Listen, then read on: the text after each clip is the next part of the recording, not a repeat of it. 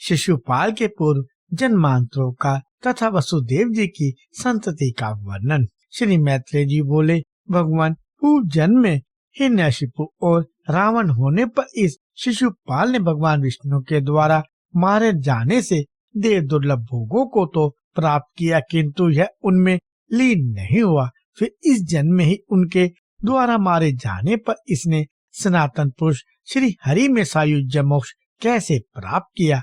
हे समस्त धर्मात्माओं में श्रेष्ठ मुनिवर, यह बात सुनने की मुझे बड़ी ही इच्छा है। मैंने अत्यंत कुतूहलवश होकर आपसे यह प्रश्न किया है, कृपया इसका निरूपण कीजिए। श्री पराशर जी बोले, प्रथम जन्म में दैत्यराज हिरण्यकशिपु का वध करने के लिए संपूर्ण लोकों की उत्पत्ति, स्थिति और नाश करने वाले भगवान ने शरीर ग्रहण करते समय नरसिंह रूप प्रकट किया था। उस समय हिरण्यकशिपु के चित्त में यह भाव नहीं हुआ था कि ये विष्णु भगवान है। केवल इतना ही विचार हुआ कि यह कोई निरतिशय पुण्य समूह से उत्पन्न हुआ प्राणी है। रजोगुण के उत्कर्ष से प्रेरित हो उसकी मति उस विपरीत भावना के अनुसार दृढ़ हो गई, अतः उसके भीतर ईश्वरी भावना का भोग योग न होने से भगवान के द्वारा मारे जाने के कारण रावण का जन्म लेने पर उसने संपूर्ण त्रिलोकी में सर्वाधिक भोग संपत्ति प्राप्त की। उन अनादि निधन पर ब्रह्म स्वरूप निराधार भगवान में चित्त न लगाने के कारण वह उन्हीं में लीन नहीं हुआ। इसी प्रकार रावण होने पर भी कामवश जानकी जी में चित्त लग जाने से भगवान दशरथ नंदन राम के द्वारा मारे जाने पर केवल उनके रूप का ही दर्शन हुआ था। ये अच्युत हैं, ऐसी आसक्ति नहीं हुई, बल्कि मरते समय इसके अंतकरण में केवल मनुष्य बुद्धि ही रही। फिर श्री अच्युत के द्वारा मारे जाने के फलस्वरूप इसने संपूर्ण भूमंडल में प्रशंसित चेदीराज के कुल में शिशुपाल रूप से जन्म लेकर भी अक्षय ऐश्वर्य प्राप्त किया। उस जन्म में वह भगवान के प्रत्येक नामों में तुच्छता की भावना करने लगा। उसका हृदय अनेक जन्मों के द्वेष अनुबंध से युक्त, अतः वह उनकी निंदा और तिरस्कार आदि करते हुए भगवान के संपूर्ण समय अनुसार लीलाकृत नामों का निरंतर उच्चारण करता था। खिले हुए कमल दल के समान जिसकी निर्मल आंखें हैं, जो उज्जवल पीताम्बर तथा निर्मल किरीट, केयूर, हार और कटका आदि धारण किए हुए हैं, तथा जिसकी लंबी लंबी चार भुजाएं हैं, और जो शंख, चक्र, गदा और पद्म धारण किए हुए हैं। भगवान का वह दिव्य रूप अत्यंत वीरानुबंध के कारण भ्रमण, भोजन, स्नान, आसन और शयन आदि संपूर्ण अवस्थाओं में कभी उसके चित्त से दूर न होता था। फिर गाली देते समय उन्हीं का नामोच्चारण करते हुए और हृदय में भी उन्हीं का ध्यान धरते हुए जिस समय वह अपने वध के लिए हाथ में धारण के चक्र के उज्जवल किरण जाल से सुशोभित अक्षय तेज स्वरूप द्वेष आदि संपूर्ण दोषों से रहित ब्रह्मभूत भगवान को देख रहा था, उसी समय तुरंत भगवत चक्र से मारा गया। भगवत स्मरण के कारण संपूर्ण पाप राशि के दग्ध हो जाने से भगवान के द्वारा उसका अंत हुआ और वह उन्हीं में लीन हो गया। इस प्रकार इस संपूर्ण रहस्य का मैंने तुमसे वर्णन किया। और वे भगवान तो द्वेषानुबंध के कारण भी कीर्तन और स्मरण करने से संपूर्ण देवता और असुरों को दुर्लभ परम फल देते हैं। फिर सम्यक भक्ति संपन्न पुरुषों की तो बात ही क्या है। आनक दुंदुभी वासुदेव जी के पौरवी रोहिणी, मदिरा, भद्रा और देवकी आदि बहुत सी स्त्रियां थी। उनमें रोहिणी से वसुदेव जी ने बलभद्र, शठ, सारद और दुर्मद आदि कई पुत्र उत्पन्न किए, तथा बलभद्र जी के रेवती से विशट और उल्मुख नामक दो पुत्र हुए। साष्टी, माष्टी, सत्य और धृति आदि सारण के पुत्र थे।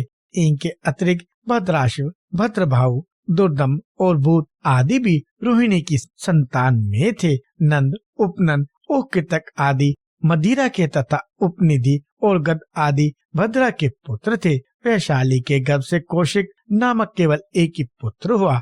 आनंद दुंदुभी के देवकी से कीर्तिमान, सुषेण, उदायु, भद्रसेन, ऋजुदास और भद्रदेव नामक 6 पुत्र हुए। इन सबको कंस ने मार डाला था। पीछे भगवान की प्रेरणा से योग माया ने देवकी के 7वें गर्भ को आधी रात के समय खींचकर रोहिणी की कुशी में स्थापित कर दिया।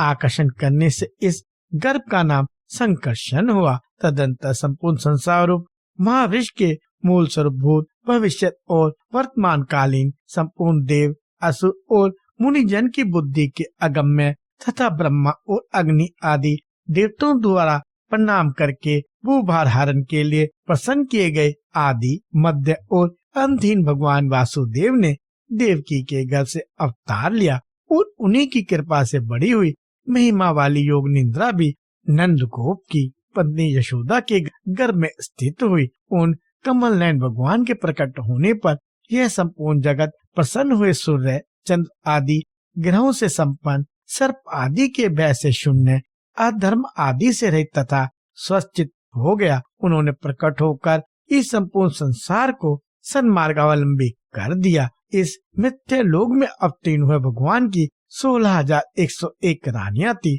उनमें रुक्मणी, सत्यभामा, जामवती और चारुहासिनी आदि 8 मुख्य थी। अनादि भगवान अखिल मूर्ति ने उनसे 1,80,000 पुत्र उत्पन्न किए। उनमें से पद्म, चारुदेशन और सांब आदि 13 पुत्र प्रधान थे। पद्म ने भी रुक्मी की पुत्री रुक्मवती से विवाह किया था। उससे अनिरुद्ध का जन्म हुआ। अनिरुद्ध ने भी रुक्मी की पौत्री सुभद्रा से विवाह किया था। उससे व्रज उत्पन्न हुआ। व्रज का पुत्र प्रतिभाव तथा प्रतिभाव का सुचारु था। इस प्रकार सैकड़ों हजार पुरुषों की संख्या वाले यदुकुल की संतानों की गणना 100 वर्षों में भी नहीं की जा सकती, क्योंकि इस विषय में ये 2 श्लोक चरितार्थ है जो ग्रहचार्य यादव कुमारों को धनुर्विद्या की शिक्षा देने में तत्पर रहते थे।